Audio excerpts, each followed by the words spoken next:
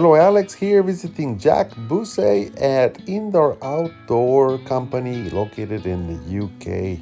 What I'm about to show you will knock you off your feet. These guys rock and roll and mean business. And their graphics are fantastic. Actually, Jack has shared with us all these graphics that we use as well, and they started right on time, right at the second. Incredible. They go through the kitchen duties, who it is for that day. And every single day, Jack will do a video that honors all of the improvements, and they all build the culture looking and participating, making that video through their daily before and afters.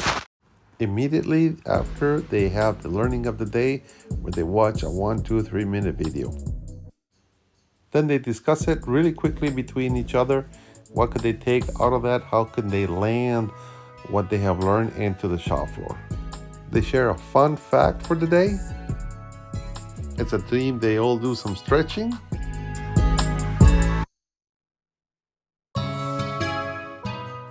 Right after, I was invited to a weekly meeting of production to review those projects that need some help and are probably blocked, and they're there to support the team.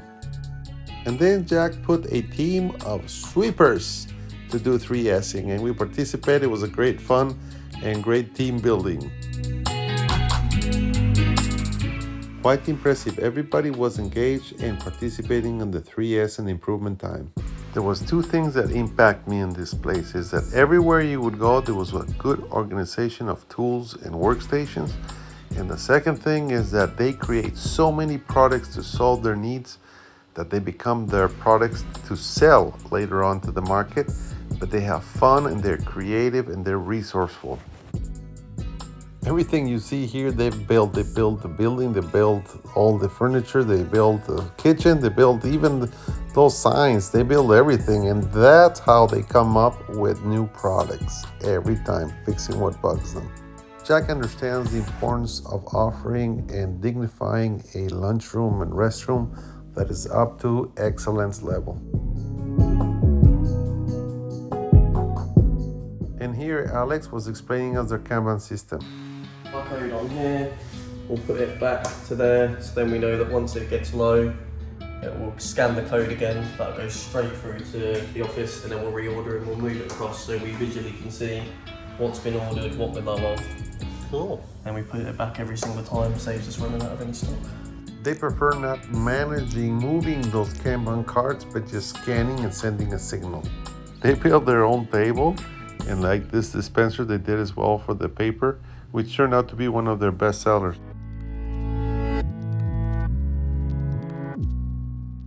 And Jack took this from Seating Matters, labeling a code in each of the visual management so they can reprint it if they need to.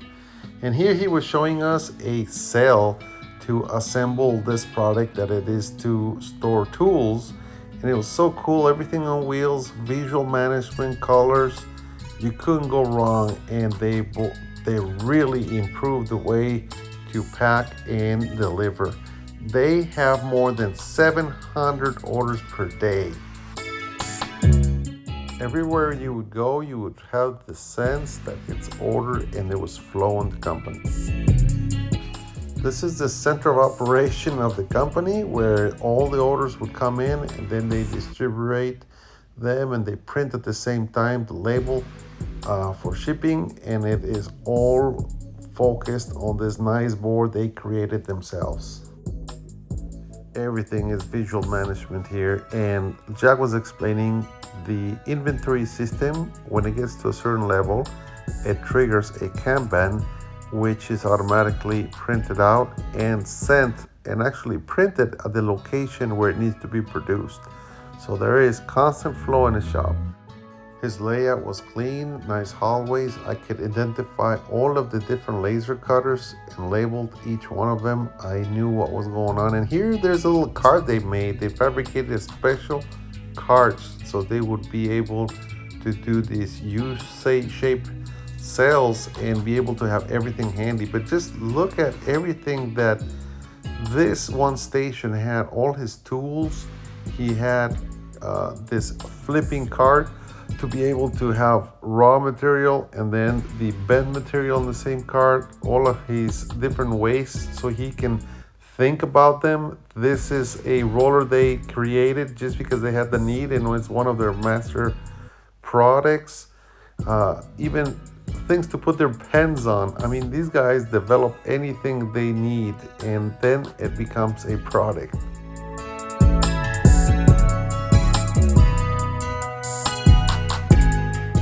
They had just put these racks for inventory of raw materials so there would be flow next to the laser cutters. And they had robot cells producing around 2,000 parts per day. I mean, it was incredible. In this packaging area, we were looking at it and we went out for a Fix What Bugs You Gamble Walk, and we were just having fun together with Jack. And so we noticed one of his members was having really an ergonomical problem there, putting these boxes down, hurting his back. And so we said, how can we fix it? And they came up with the idea, just put some pallets, and now it was nice and smooth. Look at that right there. Oh, just at the level that you need. And then we start to look at how we can even improve it. And we saw that he was struggling taking out these labels.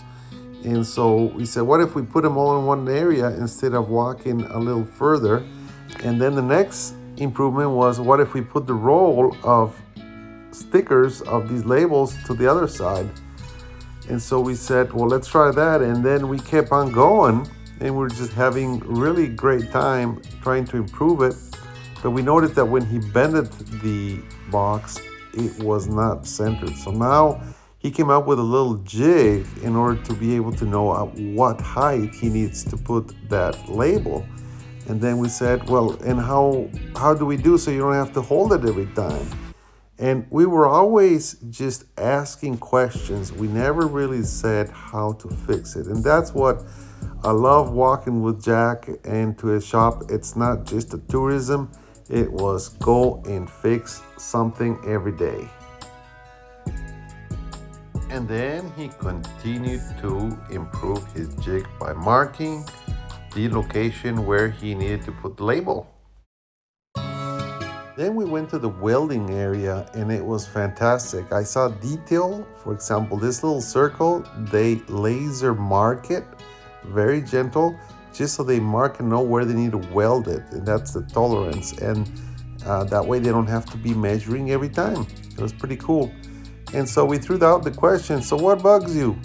Of course, there was something that it was not being done correctly, was that he had to weld his jig every time when he sets up and then grind it off. So that was a lot of waste. So we said, well, what can you do? And here is what they came up with. So this is the improvement I made to the jig. Rather than welding these tabs to the bench, I've made these feet with these bolts on, which slide into the keyholes in the bench. Then it's steady. Don't need to weld it. Then the way they set up the laser cutting department, look at all the tools, everything is clean, the Kanban system. You even can see they even thought about, for example, here they're looking at their layout. See how they have their screen, it's vertical in the same direction that he would look through this window to see how it's cutting, so it makes sense for the operator. One operator looking at 5 machines, the way they are marking their indicators to make sure they're doing their TPM. Look at how the visual management of the finished cuts, how they use really good visuals. Take a look at this Pocayoke in the bending department. So he has the number here, the number of the tool, and you cannot miss because it will not fit in any other slots. Isn't that cool? And here we were looking that in the morning we saw this Kanban. We were discussing it and it was midday and it was done.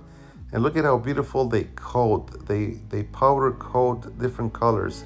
And here they're optimizing the ovens. It was phenomenal. The place was clean and all the bench was well thought out. I mean, it wasn't a mess. And they are painting different colors in one batch, and they found a way to do that without any cross-contamination. They're just really clean and know what they're doing.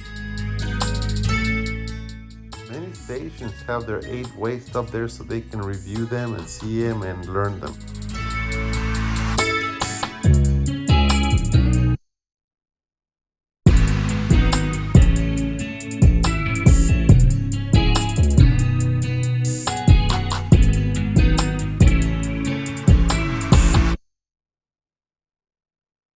Look at how clean their spraying booth is.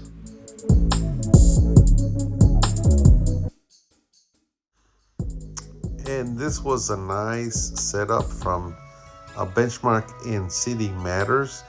And you can see the 2-bin system with the nice labels, visual management, the photograph, the code, the scanning. And they put these bins at one side when they're empty so they know which ones they need replacement. More Kanban systems to scan. I mean, look at the shipping and receiving was fantastic as well.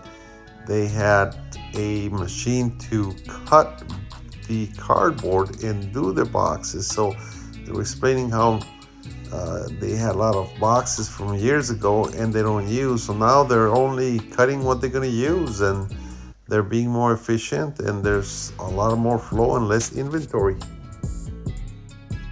You can see the details. Even the paperweights were made out of scrap material, but it looks so nice, and they recycle every possible material they had. And then this printer was sensitive to the cold weather, and when they benchmarked this to another company, they had the whole building heated up just because of this printer, and they said, well, that's waste. So she was still improving that box, and she had so many ideas to improve it, but they came up with a clever solution to just heat what was necessary, nothing more, nothing less. And then I was curious about this little tools with different colors, and it was actually something that Jack made it to be able to take the burden out of her, because what happened is she needed to cut all these PVC pipe for some dispensers, and now she can easily cut them and put these in stock. But then you had to put these little rubber caps, so he made another machine to take that burden out. So this is what she had to say. Your work like? I think Jack's very creative, and he always says to her she can do anything, and I feel like what Jack puts into his employees he kind of gets back, because I feel like I take good pride in my area, and I find making improvements fun and interesting. So yeah, He makes a big difference that, doesn't he? All right.